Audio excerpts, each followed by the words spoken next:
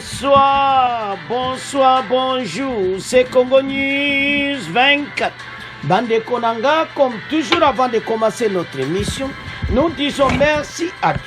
Nous disons merci à nos chers abonnés et téléspectateurs qui nous suivent partout dans le monde et en RDC.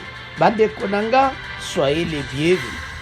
À la une, chers téléspectateurs, Bande Ko Balubaka, sommes 25 militaires FARDC et COP une peine de mort.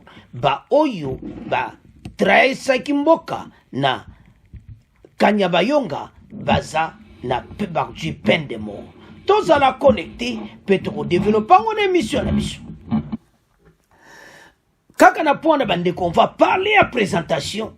Il y a VPM, ministre de la Défense, moi d'invite bandeko sous le haut commandement militaire. Tolanda on a ba image peut-être à la connecter. Deuxième point chez téléspectateurs. Oh, Banambo Kabota la trahison toujours bien infiltré. Des policiers soudanais infiltrés aux arrêts. Kangi Bango, donc Kopa Kagame na moutouné à Sud-Soudan. Alors, bandi suko côté à Sud-Soudan. Infiltration. Alors, Kangi Bango bandekonanga. Naba arme na kati à RTC.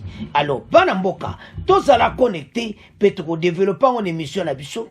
Et puis, tout succès mission à Bissau. Na oui hindi. Les États-Unis, balobi ke bazozong sakora Luanda, et puis banga baza vraiment engagé, était accord à Luanda et côté en application. Est-ce que ça maquillage? Est-ce que ça toujours baza au Kosabiso? Et puis beaucoup yoka réponse, il y a ministre des Affaires étrangères, bandeko yepa koloba, ye bandeko ayindisi. Alors il faut Rwanda na Ganbadjo apenda oyokaka sanction. Alors tous à la connecter. Chers téléspectateurs, émission de Bandi et commettant de cela ma soleil. Donc on va directement la défense et pas y va présenter qui ministre de la défense. Bandeko présentation du vice premier ministre et ministre de la défense Guy Mwadianvita. Bandeko et ancien combattant, membre du haut commandement militaire par le chef d'état-major général de FARDC, Christian Chiwewe, au quartier général de FARDC. Bandeko Chiwewe a présenté parce que Bani Moussala devant le haut commandement, dans la décision donc Guy Mwadianvita, il fallait présenter officiellement Ndenia Kobana Moussala sur Makambuka. Et puis, Boyebi, tous à la guerre à l'Est. Alors, Mwadianvita, message les a clair. Et te va récupérer le territoire nous occupé.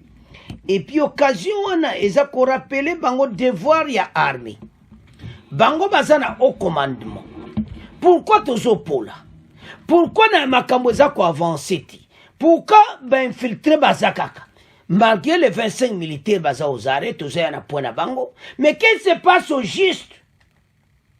Donc, bandeko Chiwewe a un grand dossier. Parce que y a des fois dévoilé, Chiwewe a dévoilé tout si nyo so bazote kamoka. O bazana kati armée et te bato to mona bango li susute. C'est le moment. Parce que dans la situation qui est malade, tu es est. Donc, aux hommes, on a qui est vraiment tous au là. Ils ont ça la peine propriété.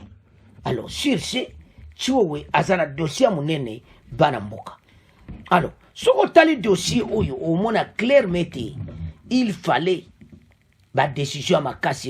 Parce que tant de vendre, bango nyon sono yomo vandi, bazalina au commandement militaire.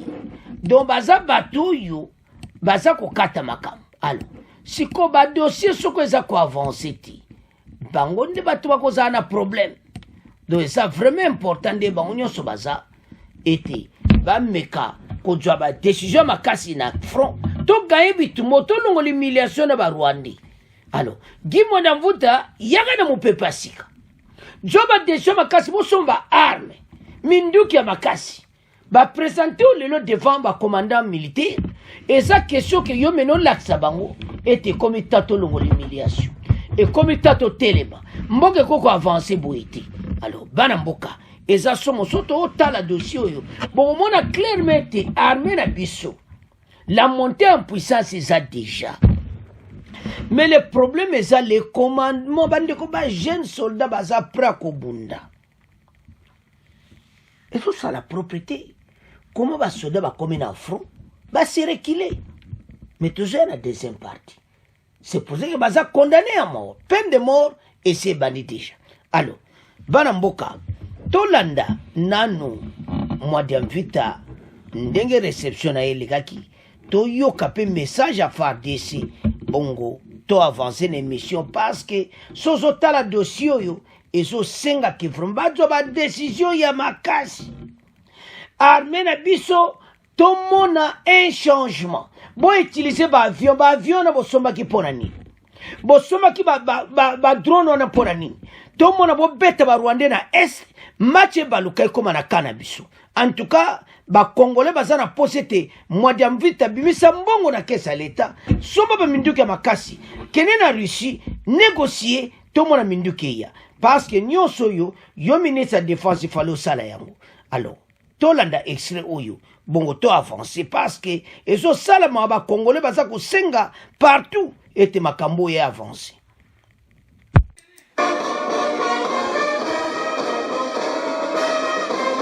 Le vice-premier ministre, ministre de la Défense nationale et des anciens combattants, Guy Kabombo, Mwadiam Vita, a été présenté ce jeudi 4 juillet 2024 par le chef d'état-major général de FARDC au haut commandement militaire. La cérémonie a eu lieu au grand quartier général des forces armées au camp lieutenant-colonel Kokolo à Kinshasa. Le chef d'état-major général a mis cette occasion à profit pour présenter la situation générale de nos forces armées au vice-premier ministre. Guy Kabombo, Mwadiam Vita, a dans sa déclaration exprimé sa détermination et celle de l'ensemble du gouvernement à apporter des solutions idoines aux problèmes de l'armée. Il en a profité pour rappeler les militaires des FARDC à l'abnégation au sens élevé du patriotisme et à la discipline pour la sauvegarde de l'intégrité territoriale de notre pays et la récupération des espaces aujourd'hui sous le contrôle de l'ennemi.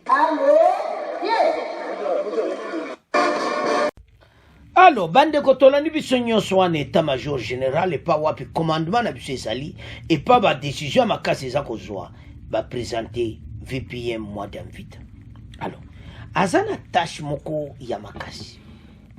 Bemba avait fait aussi ses efforts, Bemba accueilli. Menelo nintomona akende Russie, akende na Chine, atambola kolukila biso bibundele parce que tozana posete tolongola humiliation ba Rwandais oyo baza kokota na est ba yebete armée eza infiltré. Bande ko bazana batu na bango ti lelo. So basilisi réunion wana bango bakeki kopesa kuna. Et puis bango elozo kamusanga. Chiwo wende gaza wana. Ayebi ba Rwandais nyonso bazana kati armée. Chiwo wende azana. Ayebi ba traître nyonso wana. Pourquoi pas ba réunion mususu? Bango bakozala te na masole belé bango bakoyeba te. Parce que ennemi azana batu na bango na direction générale ya FARDC. Ba décision bino bozo zwa Kagame azo seka. Et c'est ça la biso pas cité. Ba peine de mort to pesaki. To moni yango bandi en action. Mais na au commandement militaire. Parce que comment Kagame a koyeba position ya FARDC? Comment ayeba ba mouvement na biso?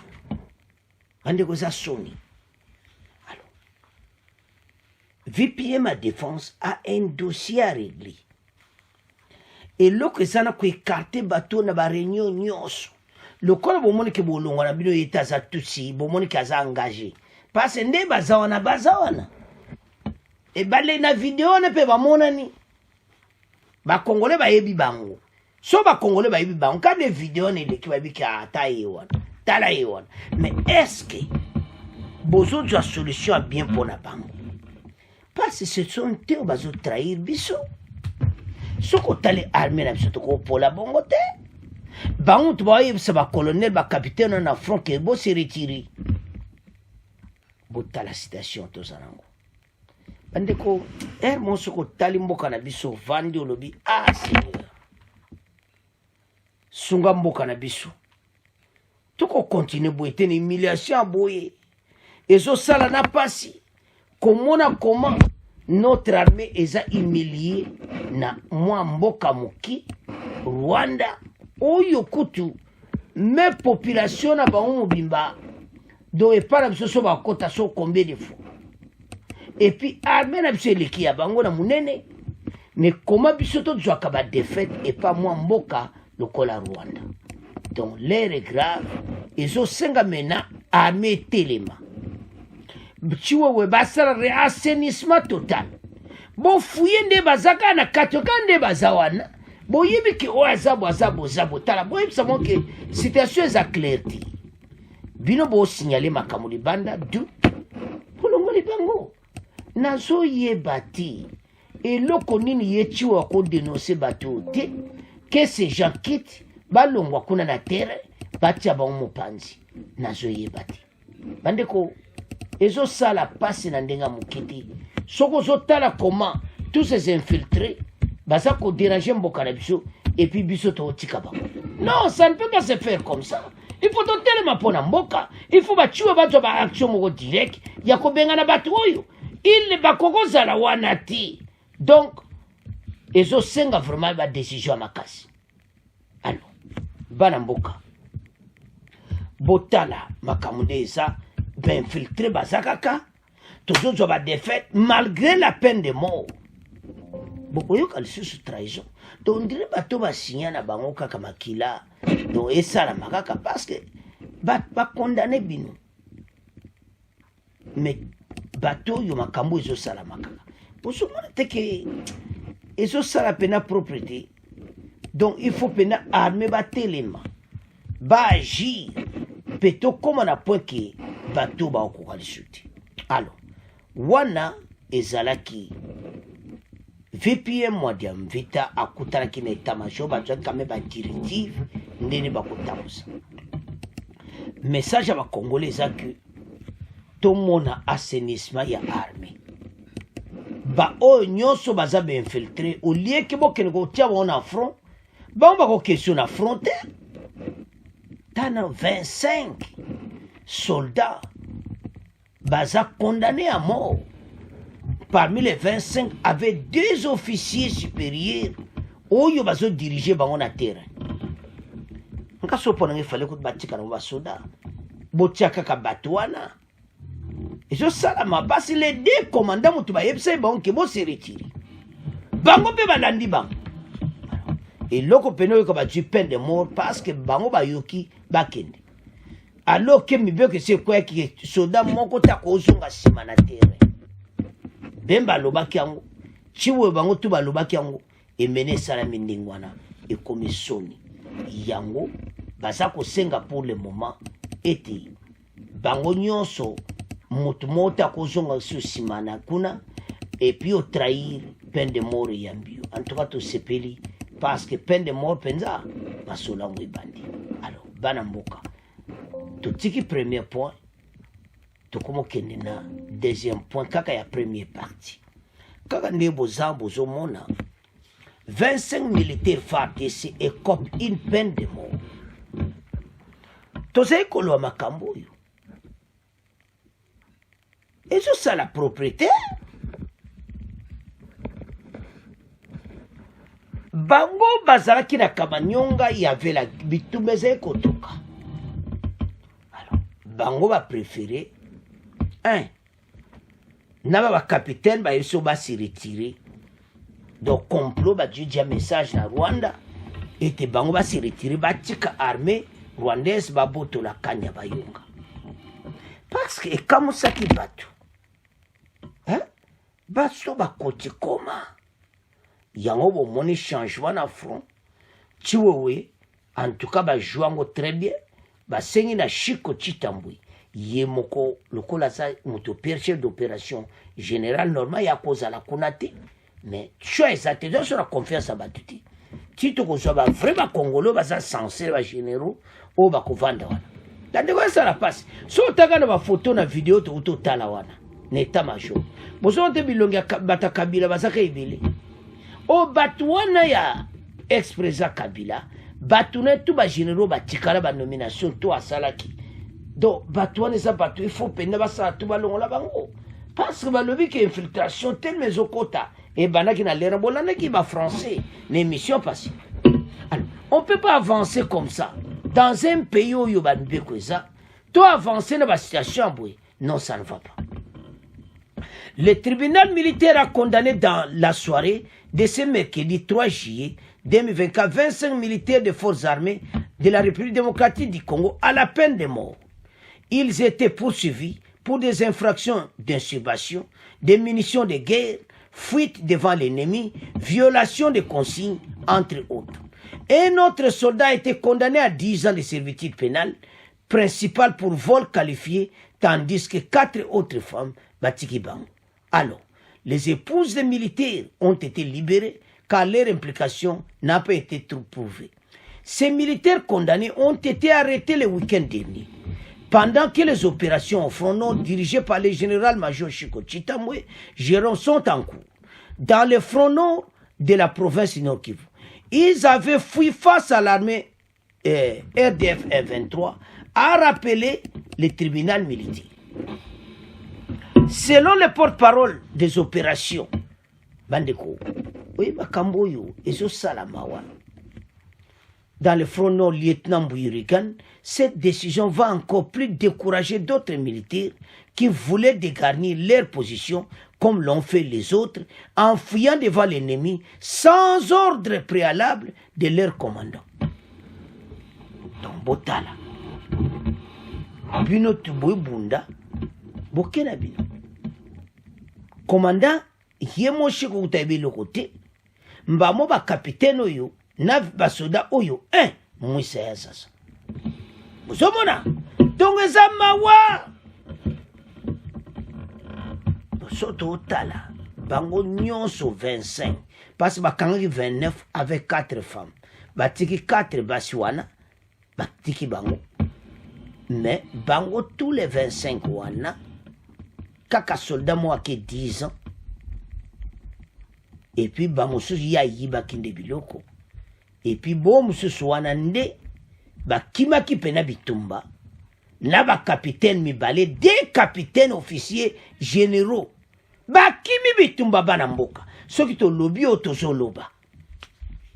Alors, Bango, Baza, la peine de mort. Toyoka confirmation, bon, auto avance. Nord Kivu, cette fois-ci dans le territoire de Lubero, 25 militaires, dont 2 capitaines des FARDC, ont été condamnés à la peine de mort et 2 autres à 10 ans de prison ferme, mercredi par le tribunal militaire de garnison de Butembo. C'était au cours d'une audience foraine organisée à Limbongo, un village situé à environ 100 km de Lubero centre. Ces militaires sont reconnus coupables, entre autres, des fuites devant l'ennemi, de violations des consignes et de pillage. Les détails avec André Kitenge. C'est tard mercredi soir que le tribunal militaire a prononcé son jugement après une journée d'audience en flagrance. Parmi les 27 militaires, dont 2 officiers poursuivis par la justice, 25 ont écopé de la peine de mort pour fuite devant l'ennemi, dissipation des munitions de guerre, violation des consignes et pillage. 2 autres soldats sont condamnés à 10 ans de servitude pénale principale pour vol qualifié. Les condamnés étaient déployés sur le front nord entre les villages de Kasséé et à Limbongo, où les FARDC se battent contre les rebelles du M23. La justice leur reproche d'avoir battu en retraite. Par ailleurs, 4 épouses de militaires qui étaient également jugés pour recel de vol ont été acquittées faute de charge. Signalons que depuis 2 jours, la société civile dénonce le comportement de certains militaires qualifiés de fouillards dans le territoire de Lubero. Bandeko, Tolandi Bissonyonso, confirmation, il y a peine de mort. Ndenge bazawana, pesa mayele na boba tikali. Boza ko tika preza Rwanda ya ko botola ba territoire bino bosi bo coopérer ba pesi bino mbongo na des capitaines na bino oyo bazalaki na front bo se retirer sans que le commandant yeba ba yo kaka kuna porte ya polele armée rwandaise ba koti botala trahison aboy yango no se sabana mboka to banga na biso te tozana force. Parce que batunde bazoye batezate ke o bango ba l'exécution na makasi te. Abandon basoda batiki na mako bunda na des capitaines rwandais o bazaka na kati ya FARDC ba ebisi bango ete voilà toke bokende boto ale toke. Asia lembongo na yo moni peine de mort yo kansa ba ko tio prison pour bima après 10 ans o li ambongo. Peine de mort les 2 capitaines Naba soldat na yo balanda ki ale bino nyonso peine de mort. Parce que vrai soldat ta ba yebse ko mongo et tu le bana okendete. Parce que ça na droit. amema bino botika ba repli stratégique to sito yebi bino au monde ozui peine de mort trop c'est trop bande ko bazalaki 29 il y avait des femmes batiki bango mais tous ces 25 ndeto loba bazana peine de mort donc ils vont mourir et c'est tout et là on se sati parce que et là que ça n'a pas ezaki ke moratoire wana yango komisi mboka boy et puis bon monte bazomeka parce que bayebi ke peine de mort ezali mais essayer andimi akufa te bazomeka batala soki vraiment faci bako appliquer yango e ba appliquer yango ko okufi ndeka botelemi wana bozokende 25 militaires andiko sala soni ndenge moko sono otala mboka na biso oh là là non ce n'est pas possible alors justice militaire va décider va pesi bango peine de mort alors maintenant bo batikali ba Rwanda wana bayebela ke soki bakangi ngawa kaka peine de mort bandeko omoni ke bayebaki yango o balobaka défiance l'état batiaka netembi ti maintenant bazoregrete nde baza mpo baliembala comment devant l'ennemi na bitumba bino bopakata mbango eza propriété bandeko makambo toloba ezosala mawa tanga yango bien sans ordre ya commandant mpe bolandi extrait wana donc nalia wasona otala na bia nzambe pays na biso vraiment batu bazondima pena makambo boy les gens infiltrés pe bazosepela na bango bazomona te epai wapi nde mboka na biso eza kokende bandeko ezosala soni oyo balobaka soni ya kosakana te oyo kaka pasi na motema alors bana mboka eloto ntoloba awa po toclotire po oyo eza boye ete peine de mort il fallait kaka baapplike yango à la rigueur comme ça et décourager bamosusu bazwa bambongo ya Kagame ete bango bacolonel na bacapitaine surtout mais batala mpe bango et puis ezocrée baconséquence ebele nga so mpo na ngai avant même kutu batia bango kaka te bacapitaine mwana oyebi bandeko yana tuna question et c'est tiwe bango tu bayebi te moto aza origine rwandaise pourquoi kotia bango na front boyebi bien ke bazotrahir mboka bango bakozala so na fronte et comme temps obo agir ete bango bakozala so kuna te alors bana mboka tolandi biso nyonso extrait ekomosala pasi c'est à ce point tokomotika premier point tokomokeye na deuxième point bandeko deuxième point na biso tokodivise yango en deux parce match eza mobulu bandeko oyo balobaka somo tokobanda avec les deux policiers soudanais infiltrés aux arrêts et puis USA baza engagé pour le processus à Luanda lisusu botana bato makambo osala biso ezosala pasi Kagame azosala bakobne partout tala lelo Sud-Soudan baekangi deux policiers yango nde tokobana nango après tokoya na aux États-Unis bazoloba mais réponse au bazui et pas la dame ministre des Affaires étrangères na si bayoki solo pona Kagame ministre des Affaires étrangères au répondre bango kitoko mais tozoya na pona. Les forces armées de la République démocratique du Congo ont annoncé mercredi l'arrestation de deux sujets sud-soudanais sur le sol congolais dans la province d'Owele en proie aux activismes des groupes étrangers. Ces éléments de la police du Sud-Soudan se sont infiltrés en RDC pour des raisons de kidnapping d'un citoyen congolais. Donc, ils sont salamawa. Kuna to bunda na ADF Sud-Soudan pe kuna komotinda biso batu mosusu baya kosala incursion na katamboka na biso bakangi bango. D'après les services de presse de FARDC qui ont annoncé la nouvelle, bandeko, ces infiltrés détenaient des armes. Pourtant, la binomoko. Pour se montrer que l'air est grave. Des armes à feu et plusieurs munitions. Ils ont été arrêtés net mardi dernier au village Waliwa, dans le territoire de Farage, et qui met en grande partie par des nomades armés Mbororo.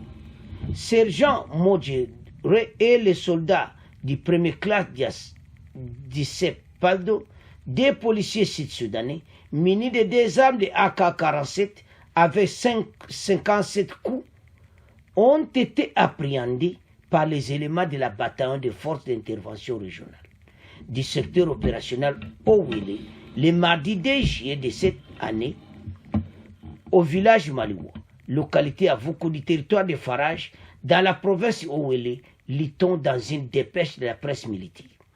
En croyant la presse militaire, ces deux sujets policiers sud-soudanais ont infiltré le sol congolais avec pour objectif de kidnapper un certain M. Nyaro, un sujet congolais. Pour l'instant, ils sont amenés à Durban, dans le territoire de Ouattara, où est implanté l'état-major de l'unité d'intervention régionale des forces armées. Voisin du Soudan du Sud, le territoire du Owele fait face à de multiples cas d'incursion des hommes armés étrangers. Outre la rébellion de LRA, les éleveurs Mbororos sont accusés de torpiller les paisibles civils. Pendant ce temps, à Kinshasa, la question sur les problématiques de Mbororo reste pendante. Bandeko makambo za minene. Tozana Sud-Soudan. Bango pe baosala kako yo Kagame azali kosala. Do bazui terrain na biso kwa terrain na bango incursion. Ces policiers sont aux arrêts. Bazolanda un certain monsieur, ce sont des mensonges, et en tout ça, ils ont cop ya présent Rwanda. Toujours na kati ya RDC, toujours na kati ya bakop, ils ont salamawa. Ba Sud-Soudanais, ba eko envahir mboka na biso. Quand je vois tout ça, ça me fait mal. Bazana droite ya konyata mabele na biso, bazana droite ya kokota na mboka na biso. Lokola Kagame alaksi bino nzela wana, EDC ezesu EDC akalati. Ndenge bozambo ko vivre yango. Bandeko basodefu batia bango na prison. Ya mulai na mboka na biso po batika makambo oyo bamusu na Sud-Soudan babanga vraiment ko sa incursion na mboka na biso. Pas c'est ça qui te côté. Hein? Alors, surtout tala. Bango nde basawana ba yene ba mission ba do basala bato oyo ko mutu babomi bwela Owele o bakangi mutu bwe. Donc ba voisin yango na Sud-Soudan kaka ndenge moko, Uganda kaka ndenge moko, Rwanda kaka ndenge moko, okiti ko siko ba voisin yango to sala ndenge nini. Hein? Soko moni wana ba yene moka makoluka ba kopka ba minere kaka. Hein? Ben qu'ils soient baso kosaba luka mutu mobwe non. C'est ça ce qu'ils font au jour le jour. Ba frontière na se fait comme frontière moko makasi to ko viva ka boiti. Ben qu'ils soient les nyoso bongo armée bozala ki wapi. Ba konzi botelema pona mboka. Situation to vivre comme ça la soni na mawa. Alors, bana mboka. Infiltration Sud-Soudan yangwana bato Kagame. Tukumotika ngona bino bo commenter tukumoke na deuxième partie oyo eyindi. Na deuxième point tokobanda avec les États-Unis. Après tokoya na la ministre des Affaires étrangères oyo a répondre États-Unis ka ambala moko na message. Bandeko, les USA s'engagent pour processus de Luanda. Est-ce que ça vraiment ngana zo comprendre? Baloba kala kora Luanda wapi yango. Pas ces en faveur na biso Kagame otira kusala ngote. Alors doso na tali bato yo le rinso sa côté cop eza ngo kama ba masolo kaka. Pour biso solo baki yango. Mais bino boso ya kaka na makambo yo. Boso mwati bande constitution za sérieuxité.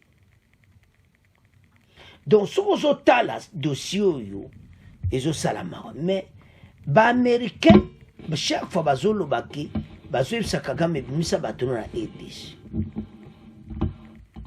Est-ce que c'est vrai? Parce que est-ce qu'il y a qu'on désobéir et pas Joe Biden yi président wa Sud-Soudan alobaki na kolongola bato na nga te nandimi te qu'il a le temps ya koloba voix wana parce que azoyeba bango te.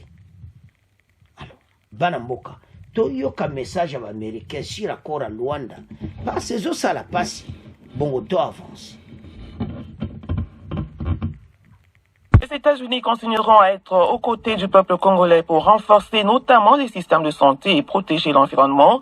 C'est ce qu'a déclaré l'ambassadeur des États-Unis en RDC, Lucy Tamlin, à l'occasion du 248e célébration de la 248e célébration de l'anniversaire de l'indépendance des États-Unis célébrée le 4 juillet.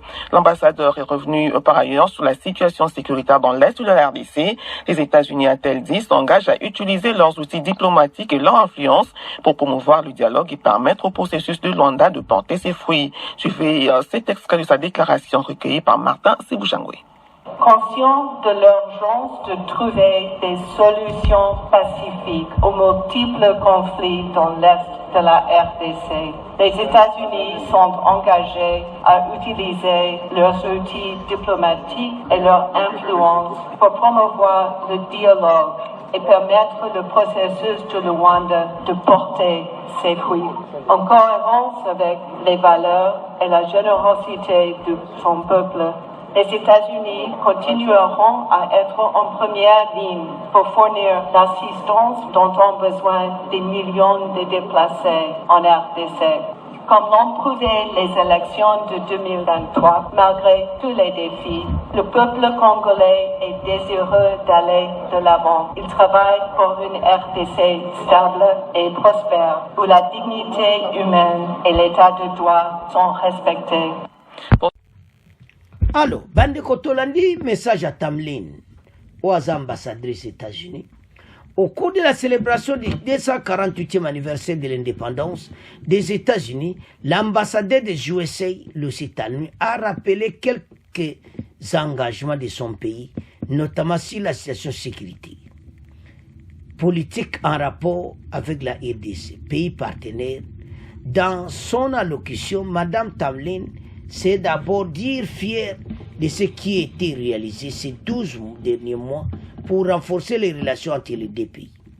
La diplomatie américaine reconnaît que parmi les priorités nationales et mondiales communes entre la RDC et les États-Unis, il y a la paix, notamment la partie est du pays, en proie à une insécurité accrue depuis des années, avec un soutien offensif du Rwanda à la rébellion du M23 qui depuis 3 ans étant en cette zone d'influence du Nord-Kivu. Tout commence par la paix. Voilà ce qu'on me semble Bolandi. Conscient de l'urgence de trouver des solutions pacifiques aux multiples conflits dans l'Est de la RDC, les États-Unis sont engagés à utiliser les moyens diplomatiques et leur influence pour promouvoir le dialogue, à permettre le processus de Luanda, de l'assistance vitale, de fournir l'assistance mondiale. Les États-Unis continueront à être en première ligne pour fournir l'assistance vitale dont ont besoin des millions de déplacés en RDC, a déclaré l'ambassadeur des États-Unis en RDC, Bandeko Lucy Tamlin, Yohanana Seya Biden. Message en tout cas est clair. Donc, situation yo accord à Luanda ba rétablir yango. Bandeko soki beneza ya solo, nzamba kumesa mais pas c'est ça la faveur na biso. Maintenant ndimete que ces gens ba ko kene na canton. Bamba zomona ki baza supérieur yo kito bundi pena na bango te. Bandeko bitumba peneza te o elegana kanya bayonga bolandi to tanga kiwana na bato basodo baka. Donc ezaki na onka ke bango ba bima bakende. Donc bitumba pena makasi ezalaki te. Ezosala soni mawa pepasi. Mais nous allons être sereins pour tout gagner bitumba oyo.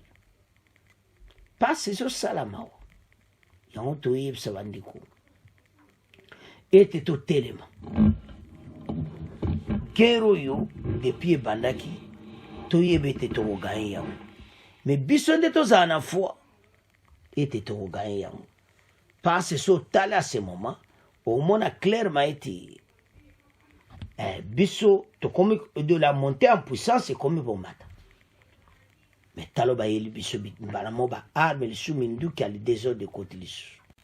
Alors bandeko siko tolanda ministre affaires étrangères ndenge alobeli apesi réponse epa baaméricain sur accord à Luanda boyoka ndenge alobi ete bapesa Kagame sanction donc mama oyo pene affaires étrangères alobi tolanda ye bon to avance. Sa part, la vice-ministre de la RDC chargée des Affaires étrangères a à cette occasion plaidé pour des sanctions contre le Rwanda. On l'écoute dans cet extrait recueilli également par Martin Sibujangwe. La République démocratique du Congo est victime des visées prédatrices des puissances de ce monde qui se servent de notre voisin, le Rwanda pour ne pas le citer, qui par une convoitise gratuite se livre au pillage de ces minerais par l'entremise de ses supplétifs, le M23 et les autres forces négatives qui sévissent l'est de la RDC. En effet, la République démocratique du Congo reste persuadée, au regard de la vision de son Excellence Félix Antoine Tshisekedi Tshilombo, président de la République, chef de l'État, qu'il est souhaitable d'éveiller davantage à la consolidation de nos relations et au partage de valeurs de paix et d'équité entre nos deux pays. Valeurs qui ne pourraient mieux s'exprimer que si et seulement si les États-Unis d'Amérique condamnent fermement et bien plus sanctionner le Rwanda par des sanctions plus concrètes et coercitives. Bande kotolandi ministre ya affaires étrangères bomona wana après koyoka États-Unis sur accord à Luanda ministre oyo ake plus loin à lui faut des sanctions contre le Rwanda et c'est ça qu'a message que non ka bongo le président Rwanda pour changer mentalité na iti.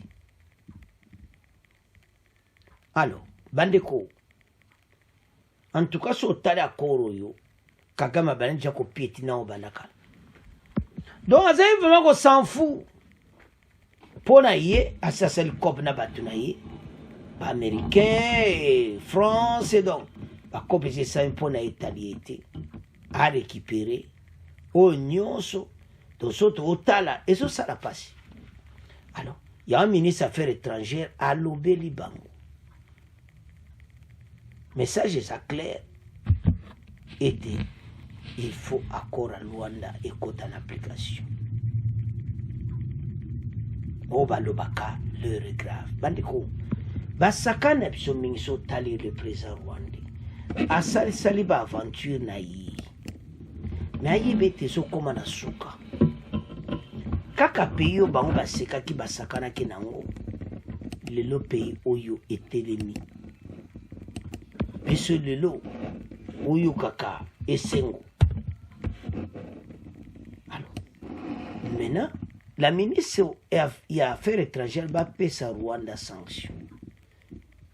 Donc c'est comme ça. Une position a terminé tout l'andier à continuer d'Ingwan. À renforcer le tundra Zekoloba direct na batu. Parce que ce sont tout ba trahir biso. Oh bazo comme ça mboka na biso boy. Ce qui pena bateau tout ba suivre message. Au moins ma kamuti moki alors tozonga na ba américain est-ce qu'accord à Luanda uyu andeko esa la pasia yango ministre la dame was ministre affaires étrangères et de ça lobiki le président rwandais il faut suka kaka na ndenge makambo ezokende parce que akokenda ya accord à Luanda ti suko to okende wapi to suka kana guerre ya tina baalo ke guerre pene comme inévitable. To bombarder na Rwanda comme ça, on va vivre ango. Aso boyango pona nini. Oyo kape raison pena makasi zati.